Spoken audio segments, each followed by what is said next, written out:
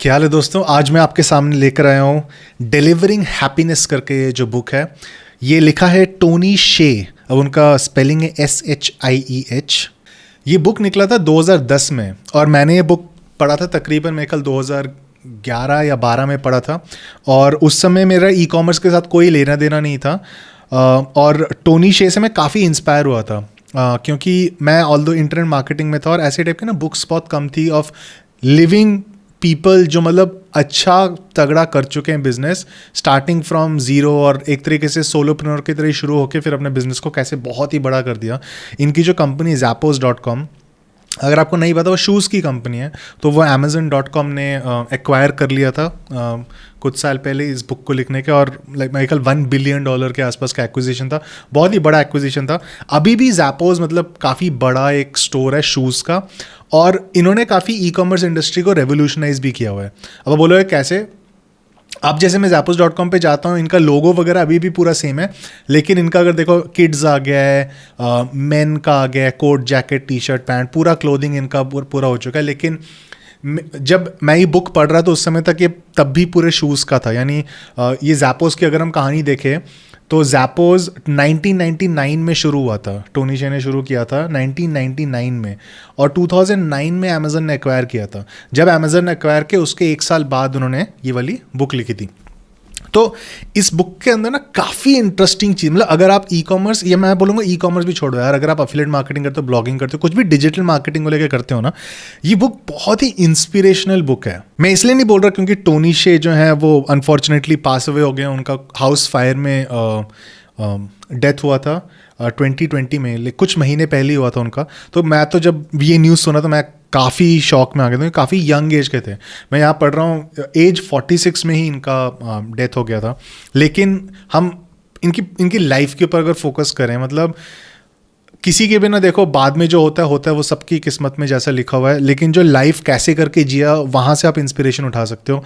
और मेरे हिसाब से टोनी शे जैसे करके उन्होंने अपने Zappos.com कंपनी को बनाया, बहुत ही तगड़ा एक इंस्पिरेशन है। ये जो पूरी बुक है ना, ये सेथ गोडिन का इस यहाँ पर लिखा हुआ है, this book is funny, true, important and useful just like Tony.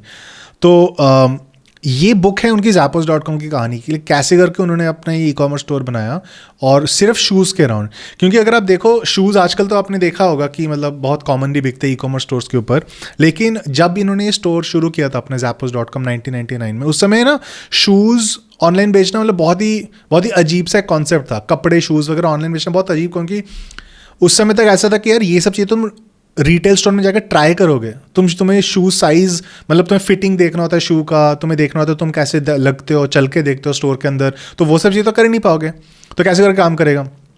तो इन्होंने वो सब ब्रेक किया, बैरियर्स कैसे करके ब्रेक किया।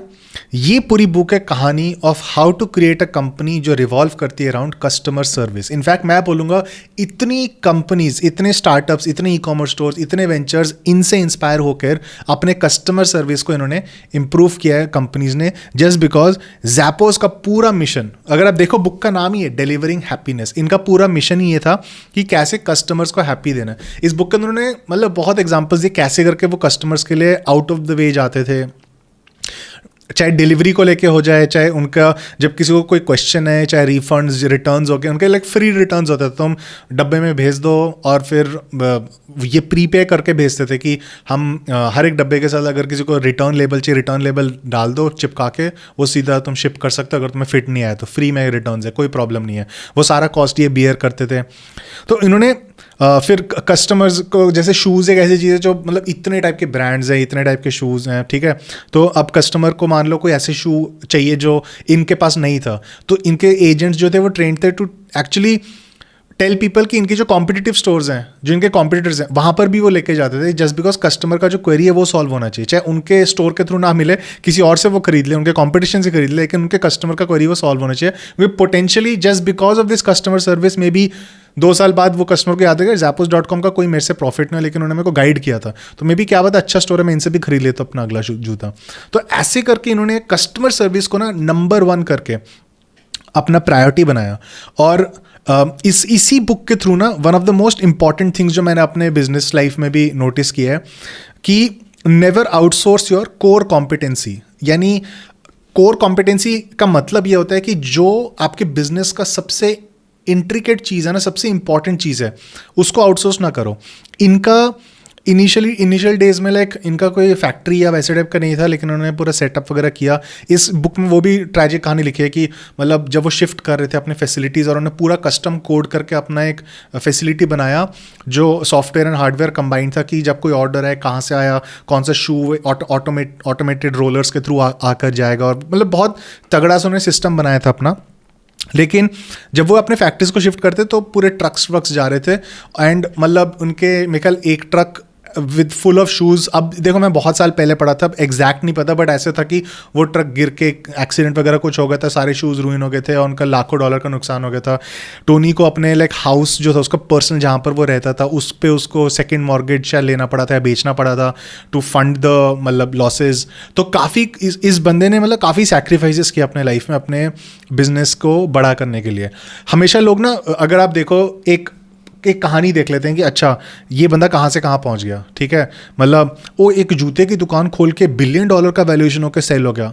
भाई बीच में जो 1000 चीज़ें की हैं उसने, जो अप्स एंड डाउन्स देखे, जो फैमिली के सैक्रिफाइसेस, पर्सनल सैक्रिफाइस जो किए हैं, टीम बिल्डिंग जो की है, कस्टम जो चीज़ें की जो बाकी कोई दुनिया में रिस्क लेने को तैयार नहीं था उस चीज़ को लेके, तो रिस्क और रिवॉर्ड वाला चीज़ भी यहाँ पर आया था। तो ये सब कर करके एक चीज़ बिल्डअप हो के अपनी कस्टमर सर्विस की फिलॉसफी को और बिल्डअप कर करके लॉयल कस्टमर्स बनाए जो उनसे बार बार खरीद रहे थे अपने पूरे।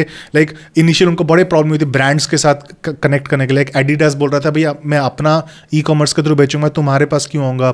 तो सारे प्रॉब्लम्स जितने भी फेस किए उन्होंने सारे सॉल्व किए, और इस बुक के अंदर उन्होंने पूरा अच्छी तरह डिस्क्राइब करके रखा है कि कैसे करके इन्होंने पूरा बिजनेस को बड़ा किया। लाइक इनके अगर टॉप 10 रीजंस लिखे हैं, अगर पीछे देखोगे इसमें यहाँ पर देख लेता हूँ, हाँ इसके यहाँ पर पीछे ना यहाँ लिखा हुआ है। अब आप ये बुक देखोगे ना, ये बहुत पुराना, अगर आप देखो इसके पेजेस ही येलो हो चुके हैं मेरे ये वाले, क्योंकि मतलब इसको मैं बहुत टाइम पहले पढ़ा था।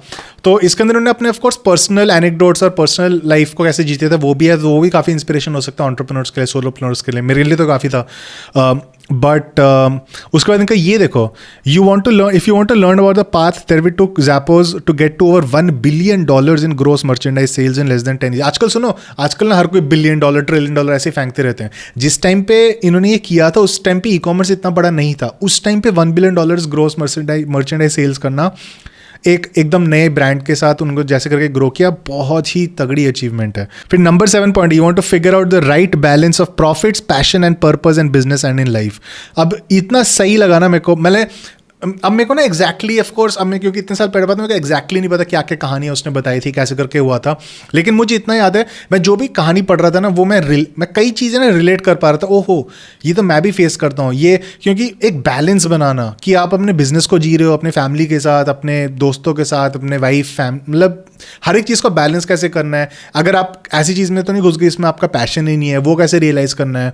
तो इस बंदे की इसके अंदर काफ़ी सारी ऐसी चीज़ें हैं जो ई कॉमर्स स्टोर कैसे रन करना है उसको लेकर तो आपको ऑफकोर्स बहुत तगड़े आइडियाज़ मिलेंगे। और तभी मैं हाईली रेकमेंड करता हूँ, अगर आप ई कॉमर्स स्टोर चला रहे हो ये बुक तो 100% आपको पढ़ना चाहिए।